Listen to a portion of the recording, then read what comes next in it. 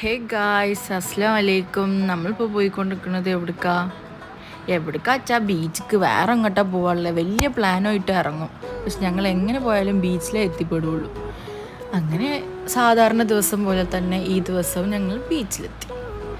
പക്ഷെ ബീച്ചിലെത്തിയപ്പോഴാണ് കണ്ടേ, മഴക്കാലമായിട്ട് ഇത്രയും ബ്രൈറ്റ് ആയിട്ടുള്ള സ്കൈ ഞങ്ങൾക്ക് കാണാൻ പറ്റില്ല. മാഷാ അല്ലാ, എന്ത് ഭംഗിയാണ് കാണാൻ. ഈ ചങ്ങായി ആണെങ്കിൽ കാറ് കയറിയ പാട്ടിടാൻ സമ്മതിക്കില്ല. എന്താ വെച്ചാൽ പരദൂഷണം പറയണ്ടേ. സോ ചങ്ങായിക്ക് പാട്ടിടുന്ന ഇഷ്ടമല്ല. വണ്ടിയിൽ പാട്ടില്ല ഞാൻ പിന്നെ ഉപ്പില്ലാത്ത കഞ്ഞി മാതിരി എൻ്റെ കേസിൽ.